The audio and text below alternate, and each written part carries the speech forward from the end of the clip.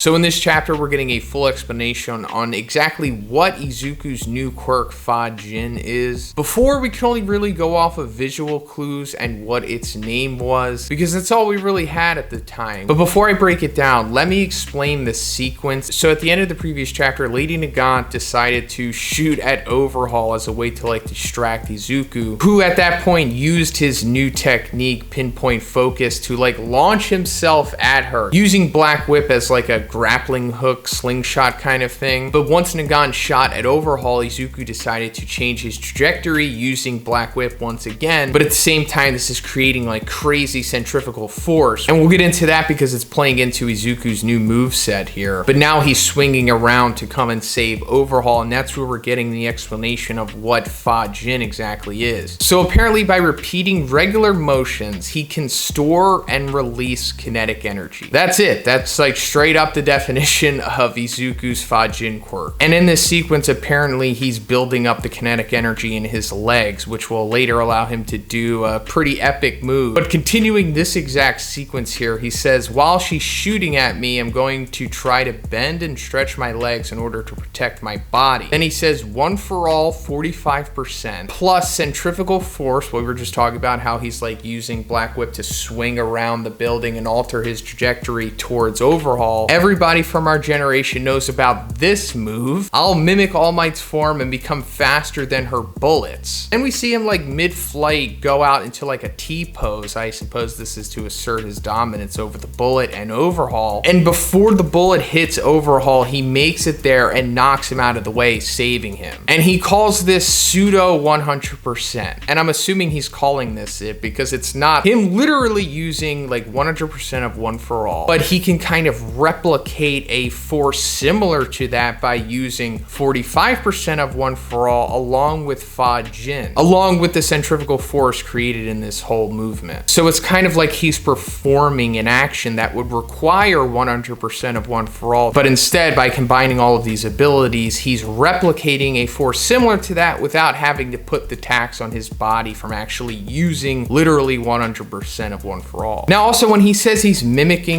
All Might's form in order to do the T-pose thing, the only time I remember All Might doing something in this type of pose is when he does the Carolina Smash. But anyway, after he knocks Overhaul out of the way, saving him from the bullet, he says, "We aren't done yet, Chisaki." So this is pretty cool, aside from just Izuku being dominant in this sequence. It's also reminding us that he is in fact going to have a conversation with Overhaul. And as I've also said before, this was kind of set up in chapter 305. When Izuku was talking to Nana in the Vestige world, it was basically establishing that he was going to have a future conversation with his past opponents. It showed Muscular, Overhaul, Stain, and Gentle and Labrava, and we already touched on Muscular. We're coming to Overhaul here, so that means that hopefully we are going to have Izuku's reunion with Stain and then eventually Gentle and Labrava. Not really too concerned with them, mainly just want Stain here. He's one of my favorite characters, and the story desperately needs him in my opinion. But anyway, then he shoots two Black Whips down at the building, kind of how Spider-Man would do with his webs. And then the third's Vestige comes out and starts talking to Izuku, and he says before now he was switching between one for all, 45%, Danger Scent, Smokescreen, Black Whip, Fa-Jin, and Float, using them all in rapid succession, and as a result his processing couldn't keep up and his movements halted.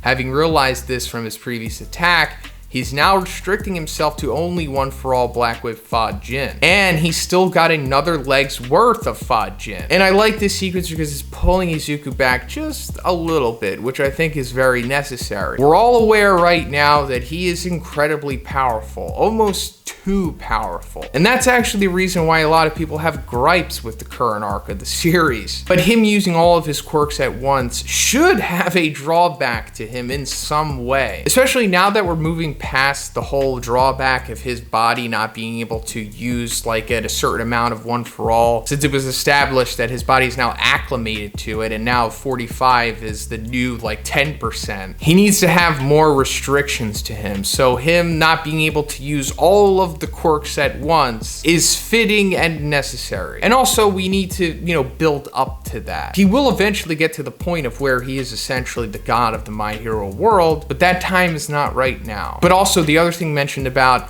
he's still got another leg's worth of Fa Jin. That just makes the quirk all that much more powerful, because apparently from this, he doesn't have to immediately use Fa Jin once he's activated it. And even if that was the rule of the quirk, it would still be fantastic, but the fact that he can like activate Fa Jin, store it, and then like hold it in the chamber until he wants to use it, like I said, just makes it that much more powerful. But he does go on to use the Fa Jin in the chamber and does a pseudo 100% Manchester smash to Nagant here, completely wrecking her sniper rifle arm. And this is pseudo 100% for the same reason his previous, I guess we'll call it Carolina smash maybe was. He has Fa Jin loaded up in his leg, but he's using a 45% Manchester smash on top of that, so when you fuse them two together, it's creating a force which is similar to 100% without actually using 100%. So a combination of like Izuku saving Overhaul and overcoming Lady Nagant has like compelled her to have like a face turn. And if that wasn't enough, Izuku grabs Nagant as she's falling and he's like, "You've seen the dark side, so you should know exactly where to shine the brightest light. Fight alongside us. You still have the heart of a hero." And she's about to call Izuku a true hero, but then suddenly she explodes because All For One can somehow do this. Most of us are aware by now, but All For One is truly playing like 4D or 5D chess. I know it's a meme with a lot of these manga series we play, but All For One apparently always knows what's going on and knows what's going to happen. So he knew that Nagant was vulnerable to a face turn, so his contingency here was some kind of remote explosion or something. Not really sure how he's able to do this, but it's not like all of All For One's abilities and quirks are explained anyway. And as she's falling, we see her like all burnt up, and Hawks comes out of nowhere and grabs her. And he's like, "Don't die on me, senpai." We found out before that they have some kind of history in the Public Safety Commission. And also it's revealing that Hawks has his feathers and his wings are coming back, so that's pretty cool. Now, is Nagant dead? I'm not really sure, because she didn't like explode, like her body is still in one tack, she's just burnt. The fact that Hawks is coming out of nowhere and is saying, "Don't die on me," she straight up might live, or might live long enough to have like a tearful goodbye to Hawks, and maybe that further gives Hawks motivation to continue in this arc. Not really sure, but I would prefer it if Nagant lives and, you know, goes over to the hero side. I think that would be pretty interesting. But let me know what you think about this chapter in the comments. If you liked the video, guys, please give it a like, and please subscribe if you haven't already. Have a great day. See you in the next one.